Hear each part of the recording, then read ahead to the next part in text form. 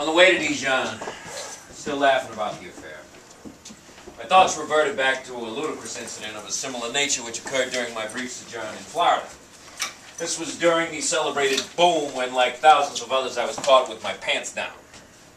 Trying to extricate myself and a friend of mine, I found myself in the very neck of the bottom. Jacksonville was practically under a state of siege. Jacksonville, where every bum in the world, and a lot of guys who've never been bums in the world, they'd all drifted down to Jacksonville. Every YMCA, every boarding house, every hotel, every firehouse, every police station, everything was full up, complete, absolutely. And we had signs everywhere to that effect. It was the old problem of food, again. Food and a place to flop. Food was coming up by the trainloads from below. Lots of oranges and grapefruits and other juicy edibles. We used to scour the train yards looking for rotten fruit, but even that was scarce. One night, in desperation, I dragged my friend Joe to a synagogue. It was a reform service, and the rabbi impressed me rather favorably. And the music really got me, too, that piercing lamentation of the Jews. And after the service, I marched down to the rabbi's study, and he received me graciously enough, until I made clear my mission, at which point he became absolutely frightened. I'd only asked for a little handout on behalf of my friend Joe, myself, and he looked at me as if I'd asked him to rent the synagogue out as a bowling alley. Then he asked me point blank whether I was a Jew or not. When I told him no, he became absolutely outraged. Why then had I come to a Jewish pastor for aid, he asked me. Well, I told him I'd always had a lot more faith in the Jews than the Gentiles. I said it innocently enough, as though it was just one of my peculiar defects. And it was the truth, too, but he wasn't a bit flattered. He was outraged.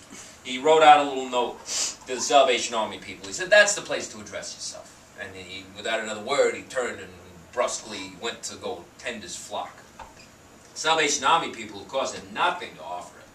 If we'd have had a quarter, we could have rented a mattress on the floor, but we didn't have a nickel between us. We went down to a park. Stretched out on a park bench. It was raining, so we had to cover ourselves with newspapers. We went there a half hour before a cop came along, gave us such a sound fanning that we were up and on our feet and in a jiffy, and dancing too. We weren't in any mood for dancing. I was so sore and miserable after getting whacked over the ass by that half-witted bastard, I could have burned down the whole city hall. Next morning, in order to get even with those hospitable sons of bitches, we went down to the home of a Catholic priest. This time I let Joe do the talking. He was Irish. He had a bit of a brogue. And he had these real soft blue eyes, too. He could make them water a bit when he wanted to. Sister in black received us, and she didn't invite us inside, however. She told us to wait in the door in the vestibule for the Holy Father. A few minutes later, Holy Father comes in, puffing like a locomotive. And what do we want from his legs at this hour of the morning? He asked us. Food! Place to flop, we told him. And where do you hail from? He asked us. From New York, we said. Well, then you better be getting back there, my lads, and quickly, too. And without another word, the fat-faced turnip shoved the door in our face. About an hour later, after drifting around like a couple of drunken schooners, we happened to be passing by the rectory again, and I'll be goddamned if the same fat-faced, lecherous-looking turnip wasn't pulling out of the alley in a goddamn limousine. Puffing on a big cigar, too. He blows a big puff of smoke out in our face as he walks by us, as if to say, that for you. It's a beautiful limousine, too, with a couple of spare tires in the back. I couldn't tell if he had any skirts on. All I could see was the gravy dribbling from his chin and that big cigar and that 50-cent aroma. All the way to Dijon, I got to thinking about the past. About the things I might have said or done. Or didn't say or didn't do. Those moments where to ask for a crust of bread is to make yourself less than a worm. All over the states I wandered. Same story everywhere. In Canada and Mexico, too. If you want bread, you got to get in harness. You got to get in lockstep. All over the world, a great desert.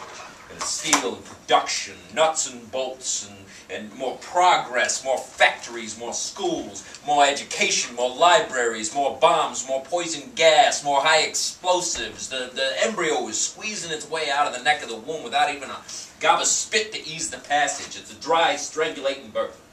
Not a wail, not a chirp. Salute the moment. Salute to 21 guns bombarding from the rectum. I wear my hat as I please, said Walt. Indoors or out. It's back when you can still get a hat to fit your head. Nowadays, if you want a hat to fit, you gotta go to the goddamn electric chair. They give you a skull cap. It's a tight fit, but the hell, it fits.